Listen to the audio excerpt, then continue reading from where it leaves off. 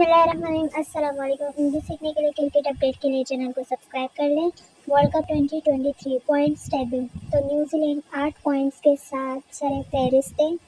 New Zealand ने 4 matches खेले और 4 ही मैचेस जीत गए। और उसके बाद आता है इंडिया, जो कि 6 पॉइंट्स के साथ दूसरे नंबर पर है। 3 मैचेस खेले और तीनों ही जीत लिए। उसके बाद है साउथ अफ्रीका, जो 4 पॉइंट्स है, जिसमें से 3 मैचेस साउथ अफ्रीका ने खेले, उसमें से 2 जीते, 1 लॉस्ट किया।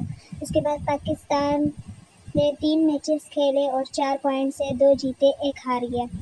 इंग्लैंड ने 3 मैचेस खेले, 1 जीता, 1 1 जीता और 2 हार गया, 2 पॉइंट से इंग्लैंड के भी। बांग्लादेश के 3 मैचेस खेले, 1 जीता और 2 हार गया, 2 पॉइंट से बांग्लादेश के। ऑस्ट्रेलिया ने भी 3 मैचेस खेले और 1 जीता, 2 हार गया, उसके भी 2 पॉइंट से। नीदरलैंड ने 3 मैचेस खेले, जिसमें से 1 जीत गया और 2 हार गया, वो भी 2 पॉइंट्स पे।